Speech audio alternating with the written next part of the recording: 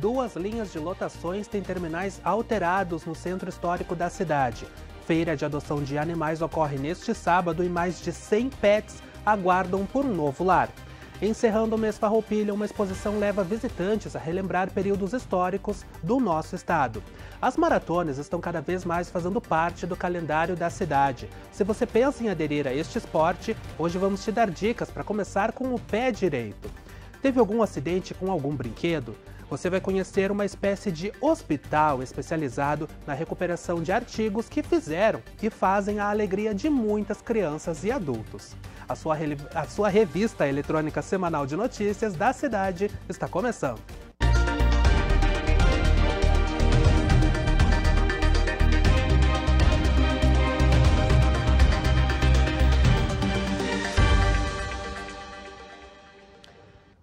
Olá, é muito bom estar na sua companhia mais uma vez.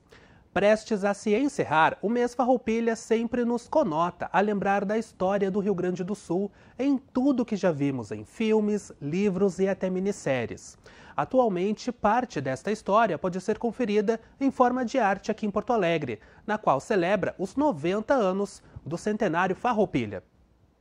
Um evento que entrou para a história da capital gaúcha e deixou heranças que até hoje fazem parte do dia a dia dos porto-alegrenses.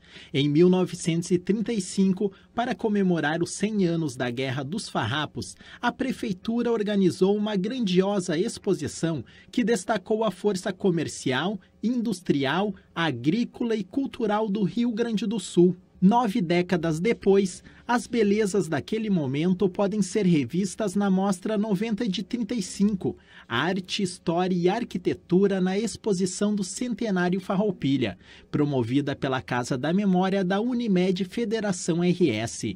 Aberta no último dia 19, a atividade reúne documentos, obras de arte, objetos originais e réplicas que remontam ao evento.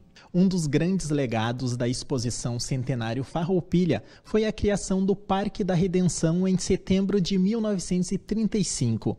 O espaço, que antes era uma enorme várzea, serviu de palco para dezenas de atrações que reuniram pessoas não apenas do Rio Grande do Sul, mas também de outras partes do Brasil e do mundo.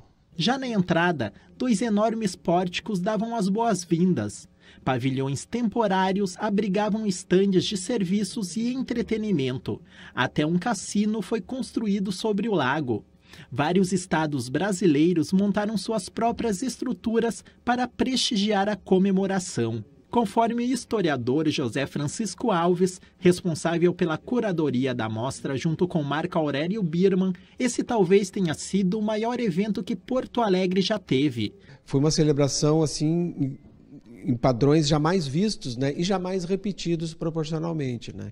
Então foi um grande momento e é preciso que a cidade se lembre disso, né? E também, principalmente, agora faz 90 anos do evento e são os 90 anos da consagração, da criação do Parque Farroupilha, né? Que até então não estava totalmente garantido que seria um parque. Uma das maiores marcas do centenário foi um monumento a Bento Gonçalves, principal líder Farroupilha.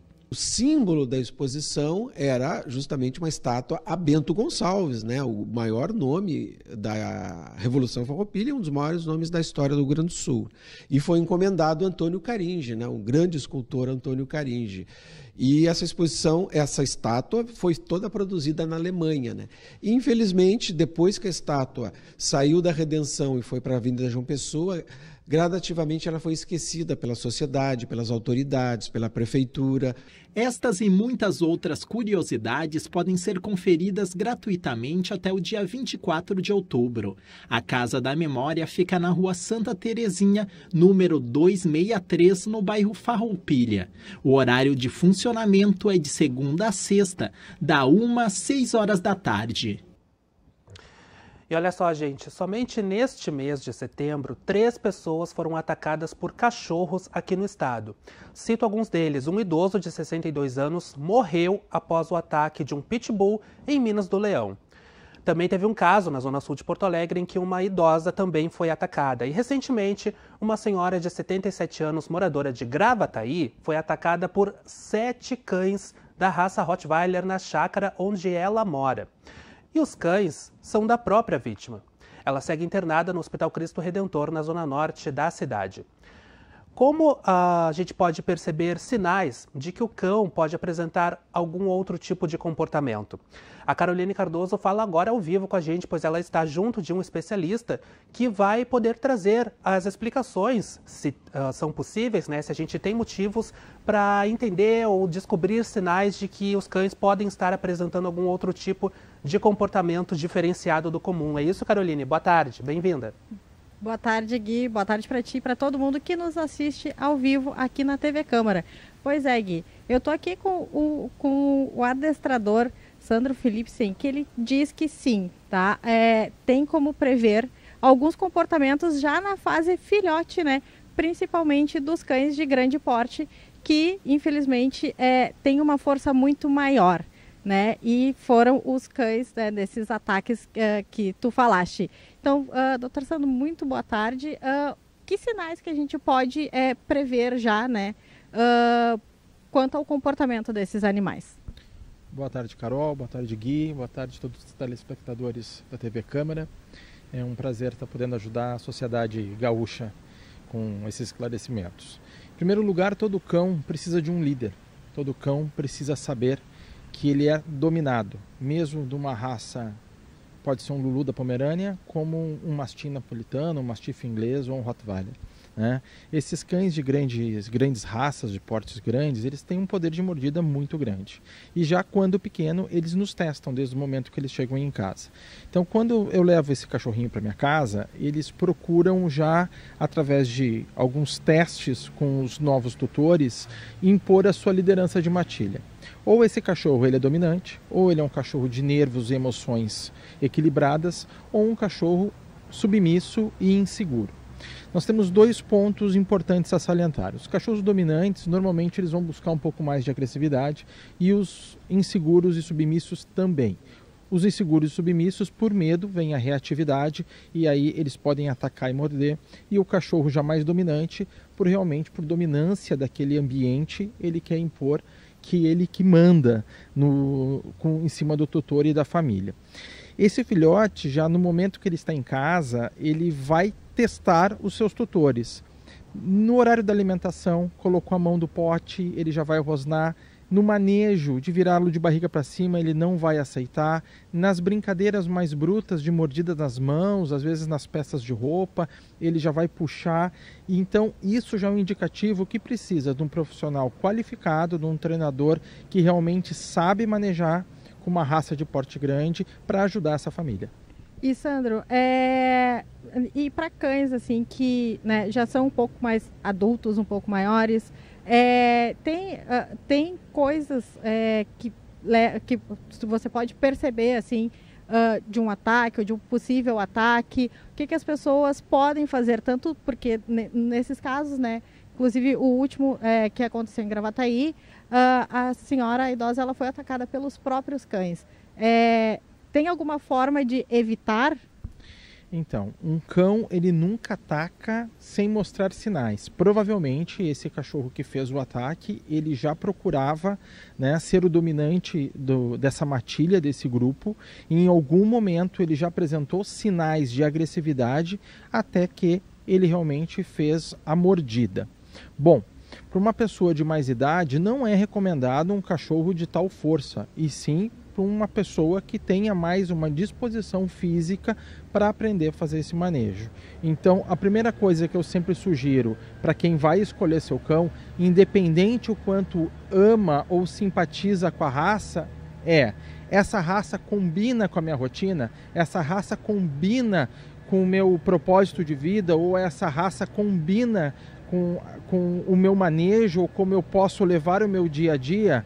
Bom, perante sim, então tá bom, eu vou ter a raça. Mas com uma pessoa sem julgamento, mas com uma pessoa de mais idade, já é bem mais difícil um cachorro de um porte atlético com a musculatura que um Rottweiler tem.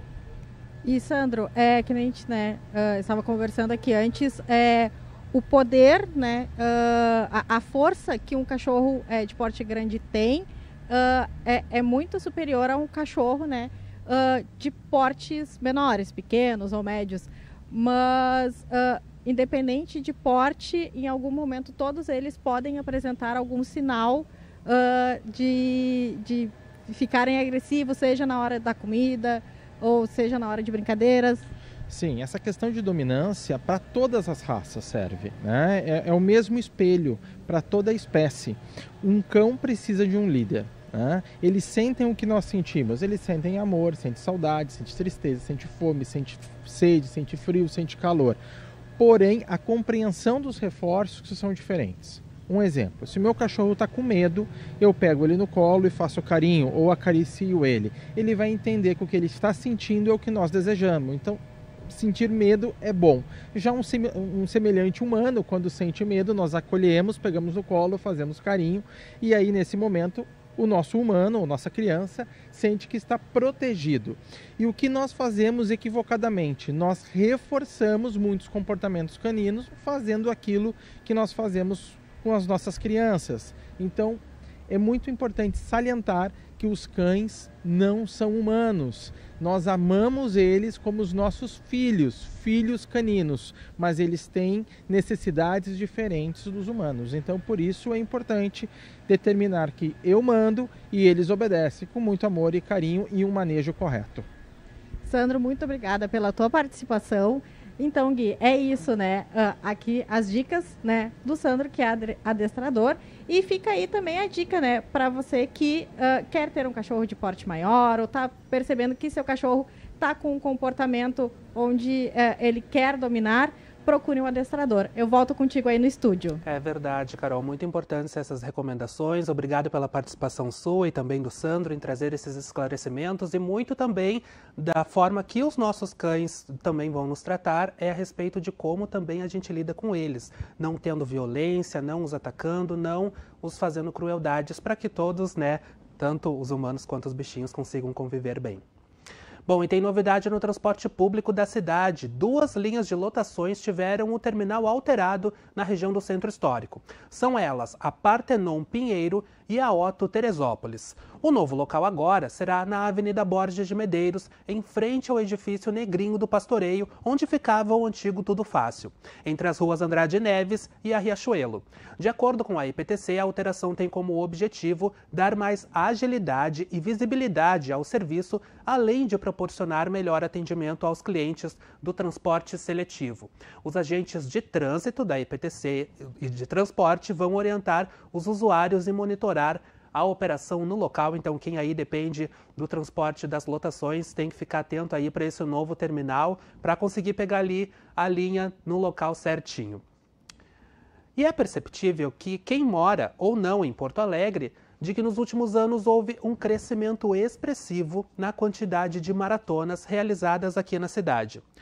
E acredito que muita gente que não pratica o esporte já teve sentido um pouquinho de vontade, já deve ter sentido um pouquinho de vontade de ter corrido em alguma delas. Se este for o seu caso, confira as dicas. Olá, e não é à toa que Porto Alegre está se tornando a capital da corrida de rua, porque olha só que cenário maravilhoso, ideal para a prática de exercícios ao ar livre, para a prática de corrida. Não é à toa que a corrida, então, esse esporte se tornou muito mais do que isso. Está se tornando um estilo de vida, porque a gente vê cada vez mais pessoas se superando em cada quilômetro que correm. Mas também não é só correr, não. Tem que ter uma preparação antes, não é todo mundo que pode correr, mas é indicado para a maioria das pessoas, só que a gente tem que se preparar. E para falar melhor sobre isso, eu vou conversar com quem entende do assunto, o Arthur Melo, que é professor de corrida, professor que vai nos ensinar, então, nos dar algumas dicas. Mas antes de tudo, Arthur, eu quero que tu se apresente pra gente. Como é que a corrida entrou na tua vida? Tudo bem? Tudo bem. Olá, é um prazer estar aqui falando sobre esse esporte maravilhoso, cada vez vem crescendo mais, sempre promovendo a saúde e o bem-estar da galera. Bom, a corrida entrou na minha vida desde criança, eu sempre fui um atleta de futebol, de outros esportes.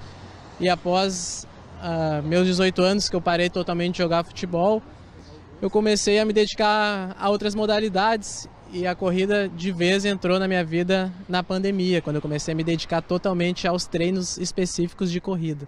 E o Arthur, inclusive, está trajado aqui, né? Porque tem uma equipe que desenvolve um projeto muito legal, desenvolve um projeto bacana aqui na região metropolitana, lá em São Leopoldo. Quero que tu conte pra gente também como que tu tem trazido a corrida para a vida das outras pessoas também. Exatamente. Então eu comecei a treinar por conta, pesquisar, estudar para minha própria evolução. Montei um grupo de corrida, somente um grupo onde amigos se reuniam para disputar provas e correr, treinar. E após isso eu entrei na área de educação física, comecei a estudar e aí abri assessoria dentro do meu grupo de corrida, lá em São Leopoldo. Arthur, e a gente está nesse cenário maravilhoso aqui, como eu disse logo no início, que é Porto Alegre, né? Porto Alegre a gente sabe o quanto tem movimentado até mesmo a economia através das corridas de rua que acontecem aqui, cada vez mais gente engajada nessa prática, né? Por que é importante uma iniciativa como essa que torna então a capital, aqui é Porto Alegre, a capital da corrida de rua, trazendo mais fomento ainda para esse esporte? É super importante essa ação feita aqui em Porto Alegre, porque o estado do Rio Grande do Sul é o estado onde tem mais pessoas com sobrepeso no Brasil. Então essa iniciativa já de fechar ali a horda para o pessoal conseguir ter um local específico para a prática do esporte em segurança, um ambiente familiar, é a melhor coisa que já fizeram aqui para a população de Porto Alegre. Arthur, e todo mundo pode correr? É indicado, contraindicado para alguém? Como é que a pessoa se prepara, então? Exige uma preparação antes para poder correr bem, sem se machucar, sem se lesionar? Existe uma preparação, a gente inicia com treinos de transição da caminhada para a corrida. Não tem restrição de peso, de idade, não tem nenhuma restrição, apenas algumas pequenas limitações de algumas doenças que a gente tem que fazer algum acompanhamento mais específico, mas fora isso não tem nenhuma restrição. A corrida é para todos. E a gente sabe que tem que ter essa preparação antes, né? Então é indicado para quem não correu, nunca correu, para quem está começando agora, que procure um profissional para daqui a pouco trazer alguma indicação de treino, algo assim? É muito importante sempre o acompanhamento profissional, principalmente para quem está iniciando na modalidade. Às vezes a pessoa já tem uma certa idade mais avançada, então tem que ter um cuidado com as cargas de treino, com os treinos específicos. Também pessoas com sobrepeso tem que ter um acompanhamento na parte do reforço muscular, então a academia é super importante. Não é apenas só botar o tênis e sair a correr, tem que ter um acompanhamento. Tem algumas frases aí que para quem já está no universo da corrida sabe bem, conhece bem, tem o tal do pace, né? Quero que tu explique pra gente o que é o pace, tem uns aplicativos aí que nos mostram, né, a quilometragem de corrida, alguns termos aí do mundo da corrida que estão cada vez mais em evidência aqui. Sim, isso. Hoje tem o Strava, que é praticamente uma rede social do corredor, onde ele põe o mapa que tu correu, as métricas ali dos quilômetros. Tu pode seguir pessoas, pode comentar, curtir. E o pace, ele é o tempo que tu faz por quilômetro. Então, por exemplo, se tu correu 5 quilômetros em 30 minutos, o pace médio foi 6. Então, o pace médio foi 6 daquela tua atividade ali. Mas não significa que tu fez todos os quilômetros no pace 6. Pode ter quilômetro que tu variou, 5 e pouco, 6 e pouco, 4 e pouco. O André tá ali do outro lado da câmera, tá nos gravando aqui, mas já perguntei para ele qual que é o pace dele, desafiei ele para correr e nos mostrar. Diga-me teu pace, André, que te direi quem és. Brincadeiras à parte, agora eu vou te pedir, Arthur, eu nunca corri, tá? Já dei alguns tirinhos por aí, mas não tenho preparação nenhuma. O que tu me indica? Como é que eu posso começar a correr? Já vim preparada hoje. Bom, hoje a gente vai fazer um treino leve, um treino de transição, então a gente não precisa fazer um grande aquecimento. Mas se for um treino forte, então a gente vai fazer um aquecimento mais forte para elevar a tua frequência cardíaca para tu já entrar no ritmo. Então hoje a gente vai iniciar com uma mobilidade, um aquecimento, vamos soltar um pouco o quadril, as pernas, elevar um pouquinho a frequência para daí a gente iniciar no trote. Vamos lá então, nos mostra o que dá para fazer. Vamos lá. E chegou a minha vez, gente, já tô pronta aqui, o Arthur vai me ensinar como correr. Arthur, vou passar a bola para ti dessa vez. Então vamos lá, vamos iniciar com uma abertura lateral de perna, deslocamento lateral, vai lá em cima, isso.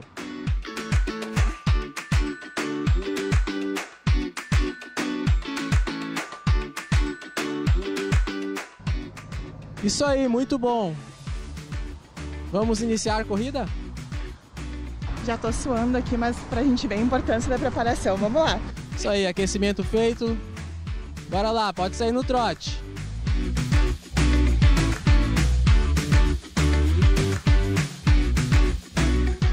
É isso aí, Vanessa, recuperou o fôlego aí?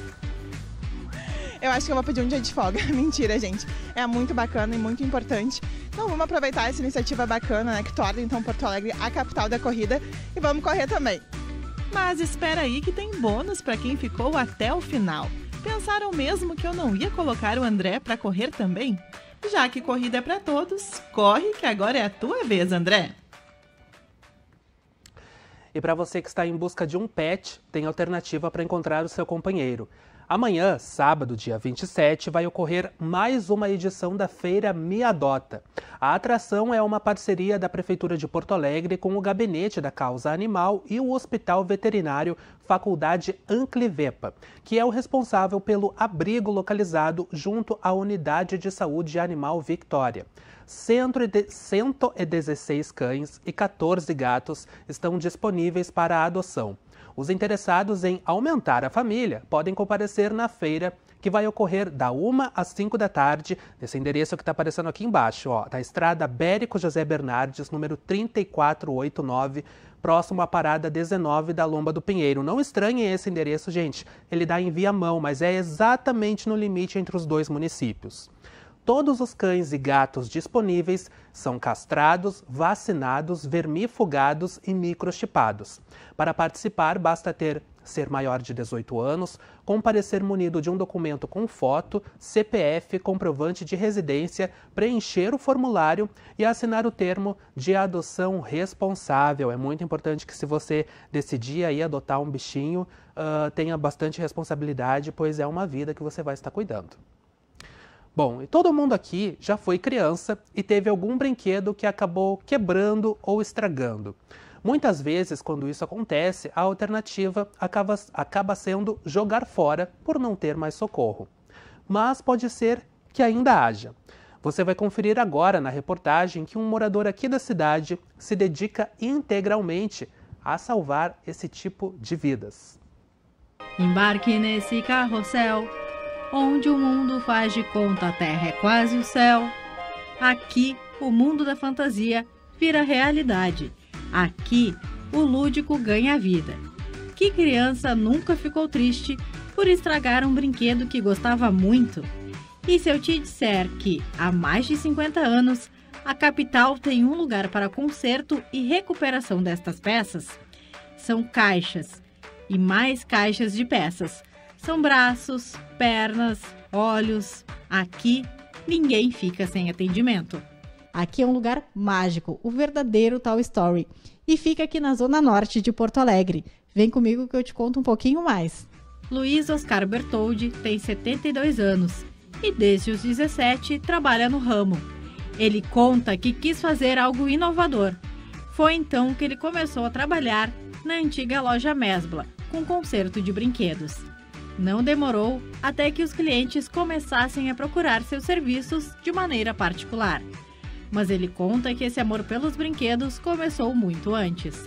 Eu comecei consertando meus próprios brinquedos, né? E isso já faz mais de 50 anos, 55 anos atrás. E aí, depois que eu consertei muitos brinquedos, eu procurei a Mesbla. A Mesbla era um magazine que trazia muito brinquedo importado do Japão e tal, né? E além de ter os brinquedos da Estrela e brinquedos das fábricas nacionais. Mas eles não tinham quem consertasse esses brinquedos. Aí eu fui lá, conversei com eles e eles disseram: "Pá, vai ser muito bom que tu conserte para nós." Aí eu comecei a consertar para eles isso. A loja, que já chegou a ter cerca de 5.000 consertos no mês, hoje tem em média 100, 150. Seu Luiz vê isso como uma mudança cultural. Antigamente, as pessoas procuravam consertar um brinquedo porque ele custava muito caro, né? As pessoas tinham dificuldade de comprar, às vezes compravam... A maioria dos brinquedos era comprado até a prestação, antigamente, um brinquedo. Então, as pessoas até ensinavam as crianças a cuidar bastante do brinquedo, até deixavam lá brincar muito pouco com o brinquedo, tá? Hoje chega, amanhã tu brinca de novo mais um pouquinho. Então, cuidavam muito porque era caro o brinquedo. Hoje já não, hoje o brinquedo se tornou, então mudou totalmente, né? O brinquedo, como ele se tornou muito barato, vindo da China, então isso aí aconteceu que o brinquedo ficou meio descartável, assim. Deixa a criança brincar, quebrar e tal, depois a mãe compra outro, tá? Então não dão muito valor, não cuidam mais do brinquedo como era antigamente. Um comércio com tantos anos de existência também vai colecionando histórias. Aqui, Bertoldi já atendeu diferentes gerações de famílias. Tem clientes aí, até pouco tempo atrás veio um senhor que é médico e ele disse que para mim que Quando os filhos dele eram pequenos, ele trazia os brinquedos do filho. E agora há pouco ele veio com o filho, ele estava um baita de um homem, ele estava trazendo um brinquedo que era do neto dele, né? E aí o filho veio ajudar ele a buscar o brinquedo, que era um carrinho desses a bateria, né? E aí ele disse assim, pai, tu antes consertava meus brinquedos, agora estou vindo brincar, buscar os brinquedos do meu filho aqui, hein, pai? Quer dizer, é legal, né? A gente sente uma satisfação de poder saber que continua fazendo pessoas felizes, não só os adultos, mas as crianças também, né? O centro foi inaugurado em uma época onde não existia internet. A divulgação sempre foi no boca a boca e hoje ele recebe itens do mundo inteiro. Vem muito brinquedo importado, que olha agora pela divulgação pela internet, né? Então vem muito brinquedo de fora, como já tivemos da Turquia, bonecas que vieram da Turquia, carrosséis que vieram da França, né? Bonecas que vêm da Alemanha, de Portugal também nós recebemos, então vem brinquedo de tudo que é lugar. Então a internet é um grande divulgador, né? Mesmo que a gente não tenha assim nenhum material de divulgação, mas as pessoas vão falando uma para as outras e elas vão procurando e vão nos achando. Luiz Oscar não esconde o orgulho que tem da sua profissão. O brilho no olhar diz tudo. Estou com 72 anos, né? Não sei até quando que Deus vai querer que eu fique consertando brinquedo. Deus é que sabe. O Centro Técnico de Brinquedos fica na Avenida Plínio Brasil Milano, número 2226, sala 201. O horário de funcionamento é de segunda a sexta, da 1h30 às 6h30 da tarde.